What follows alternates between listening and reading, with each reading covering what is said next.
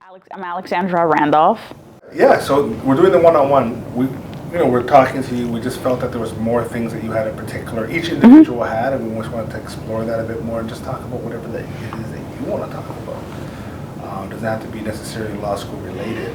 I'd like to know, if you don't mind, just talk a bit more about your background and your heritage and your lineage and where your people are from.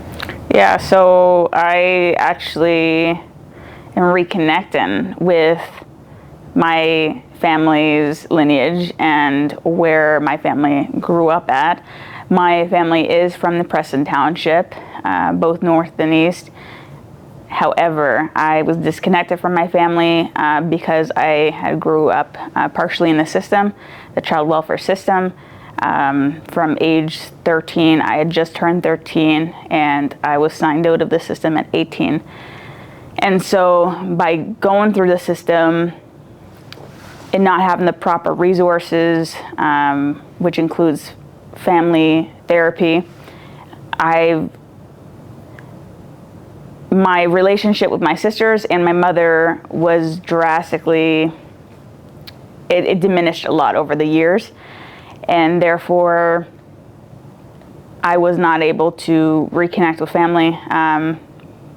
The thing about being in the system is that a lot of things are confidential, and so even if there was family out there that wanted to be supportive, it's almost nearly impossible for them to be contacted by social workers or CPS workers. They usually don't contact extended family for that type of stuff, and that makes it even harder to keep connections. And especially with the Black community, we like to keep our family close to us, and we are tight-knit. And so if one can't take care of a child, then there's somebody in the family that is more than willing usually to help out. It's a community, it's a village. A village takes on the role of the parent. So there's more than one parent in the Black community,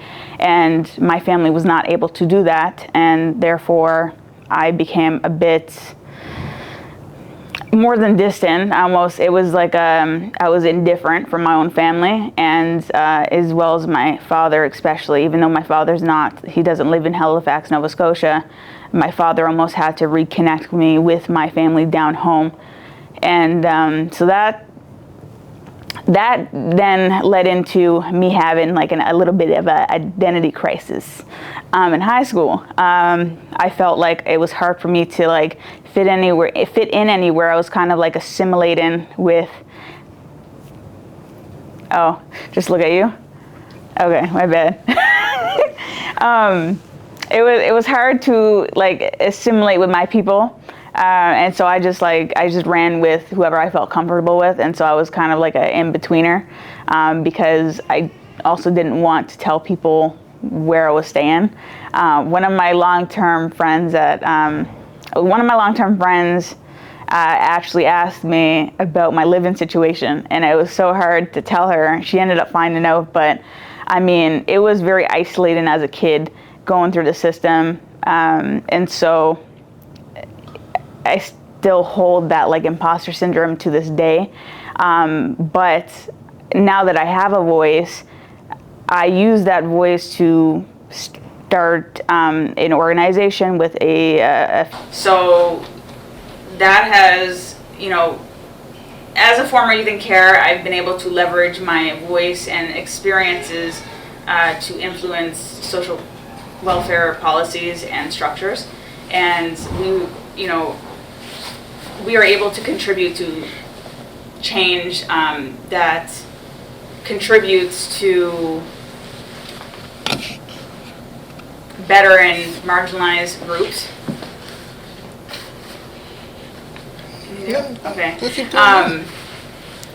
Yeah. So we're contributing to system change for marginalized groups that are usually often falling through the cracks of the system, and so we like to think of ourselves as we inject ourselves into these processes and think of those few initially, not like an afterthought.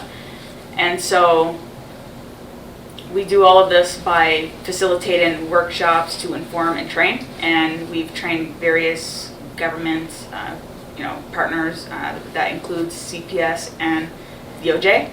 And so, starting the Let's Care Collective has been a transformative journey in my life. While growing up in the system, I often felt like my voice did not matter, and so it's also difficult from not having a solid support or a solid foundation that most children do get. And so being able to sit in rooms and have my voice heard in specific rooms and by specific people that have the power to actually change policies, I feel like it's pretty incredible. I am very proud of how much our group has been able to achieve over the last few years.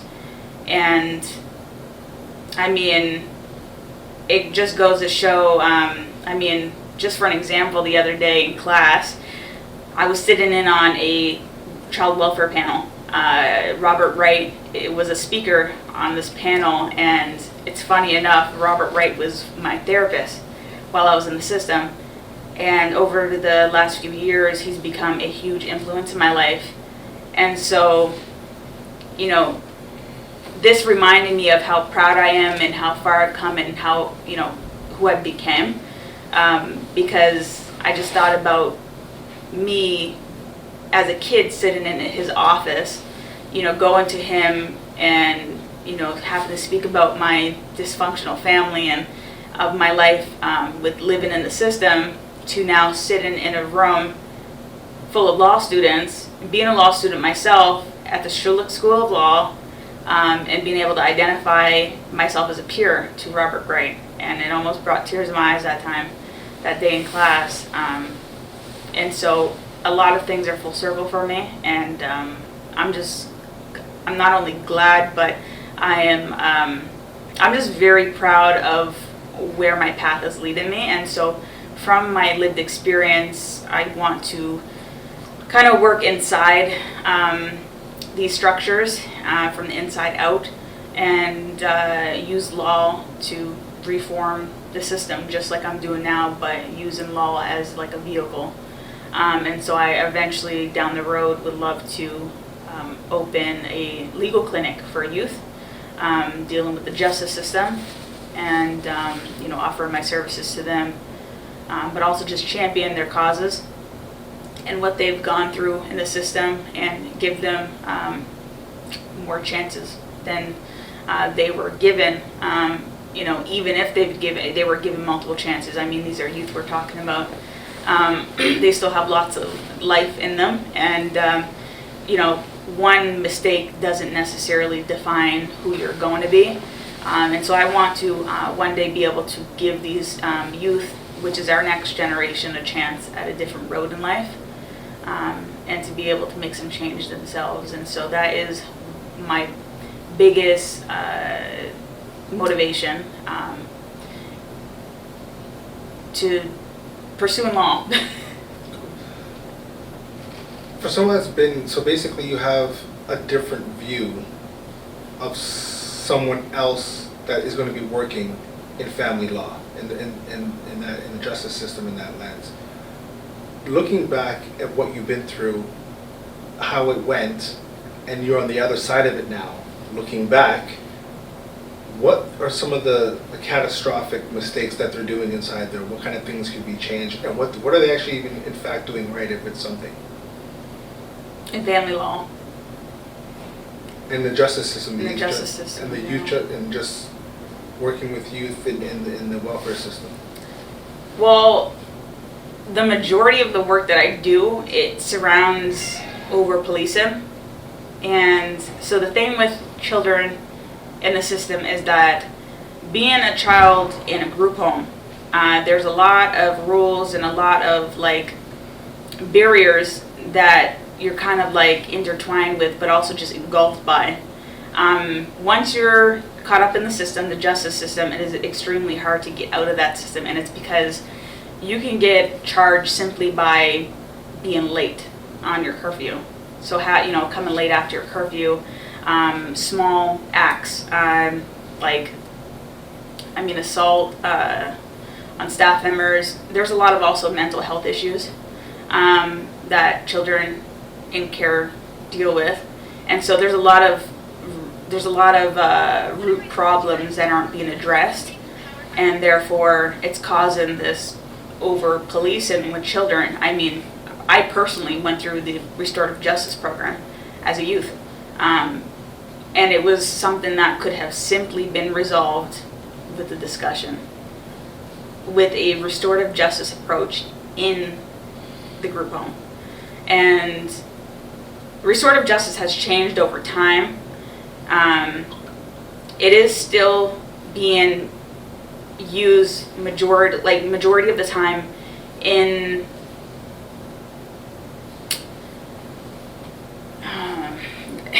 it's being facilitated by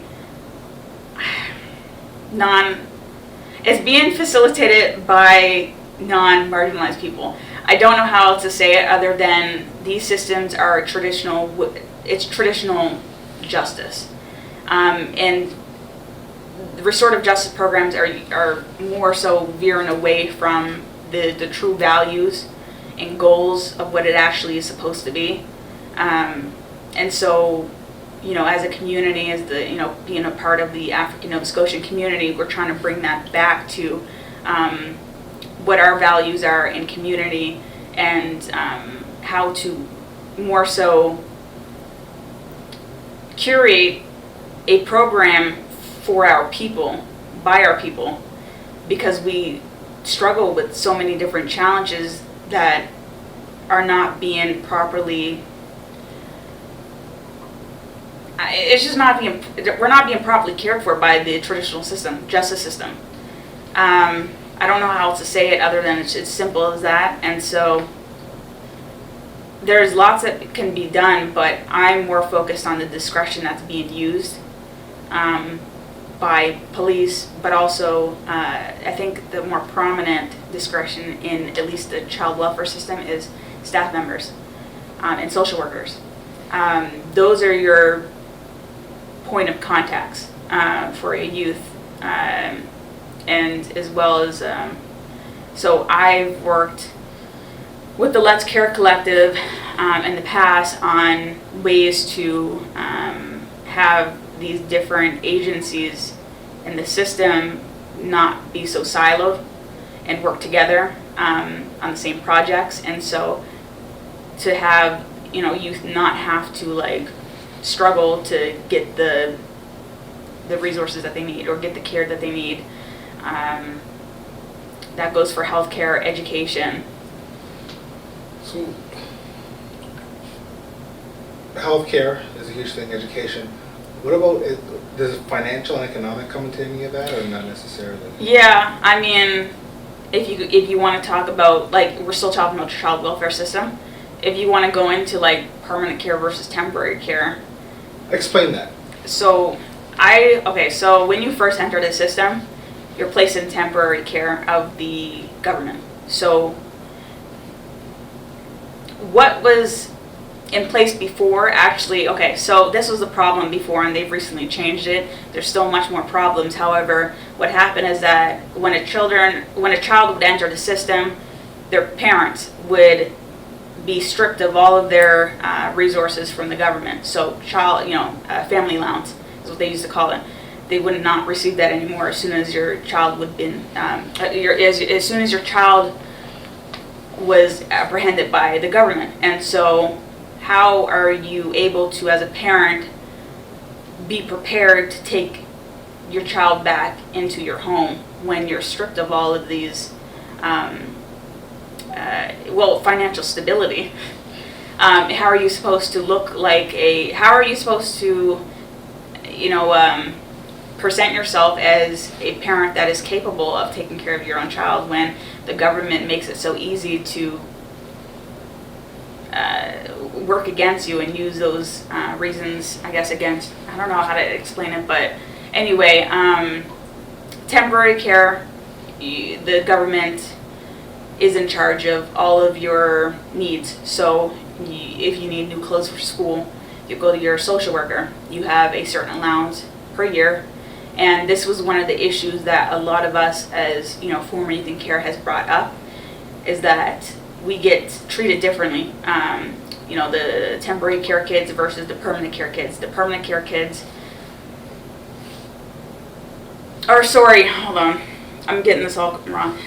Temporary care, they don't get as much funding as permanent. So permanent care kids actually get way more funding. And so you would see kids come into group homes, getting new clothes, new shoes, while these other kids that live right next to your room are still wearing aged shoes with holes in them. There's a book, and I'm actually, we're doing that now, reading it now. And she's a sister, and she's talking about, the system that needs to be reformed and all that kind of stuff. Is this kind of, and then later on, she wrote that book 20 years ago. Now she's like, we just got to destroy this thing. It's not working. Is this something that could be reformed, or is it something that we just need to destroy and just start right back up, build right from the beginning? I mean, I think they're all colonized. All of these systems are colonized, and therefore you need to completely break down these systems in order to build them up in a completely different set of viewpoints on how these systems are supposed to work. Because the thing is, a lot of people will say, different systems are broken, but they're working exactly how they're supposed to, which is not for usually marginalized people that are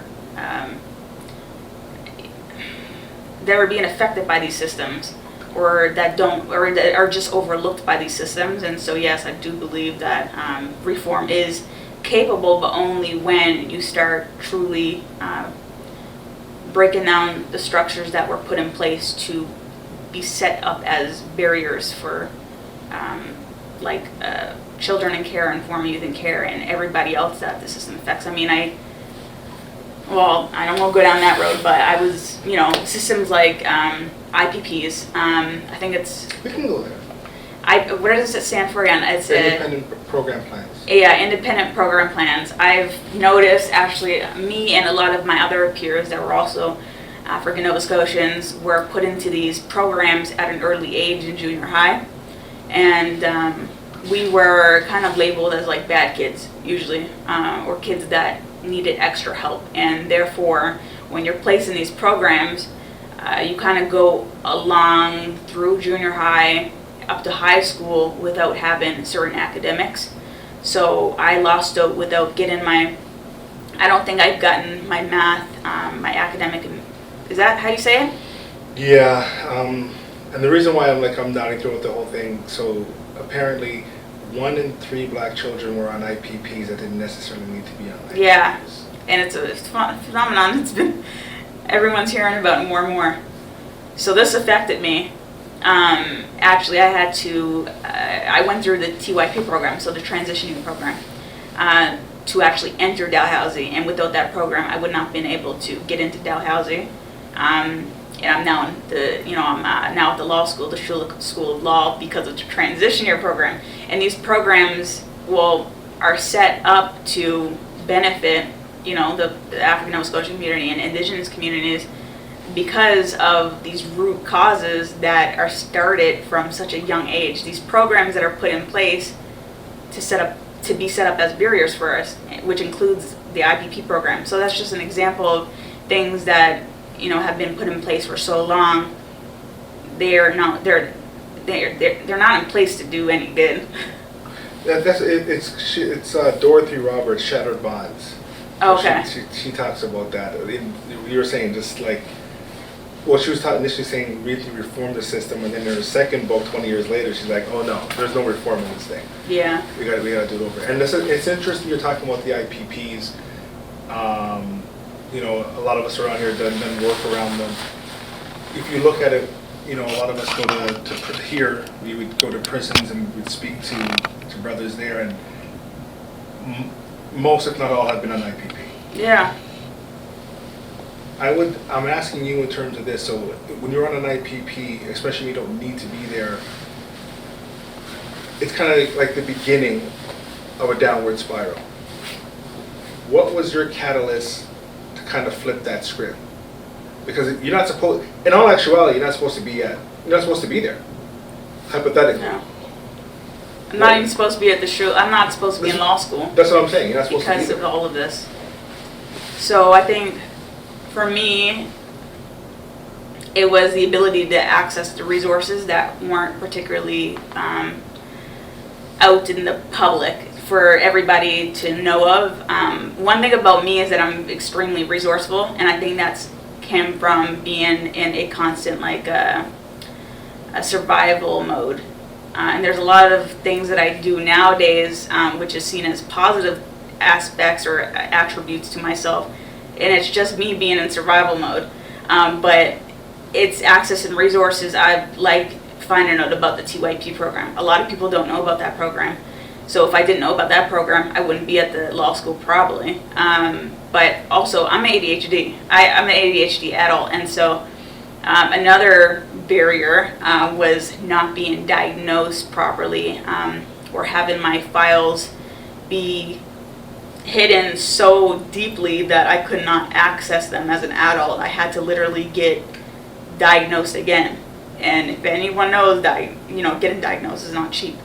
It's like, it's $1,000 or $2,000 to get diagnosed. I went through Dalhousie to do this. Thankfully, you can get it basically with no cost, but I couldn't access my files after being in the system. They diagnosed me and left it up to me to do anything about it. And also, the DSM had changed, and so back then it was called ADD.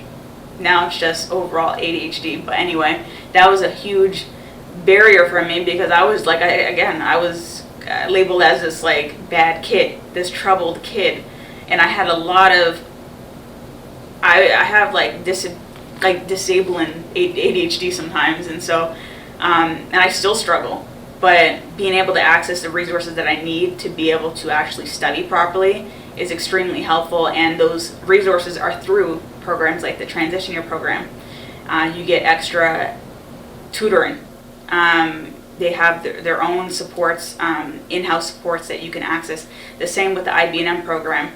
They have peer educators through IB&M program. But yeah.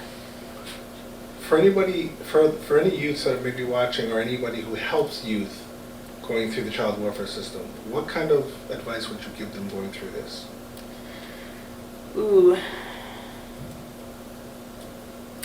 I would say one thing I have seen firsthand, even with my own mother, and although I do not have the greatest relationship with my mother, I will say she's very diligent with the system, and she knows how to work the system.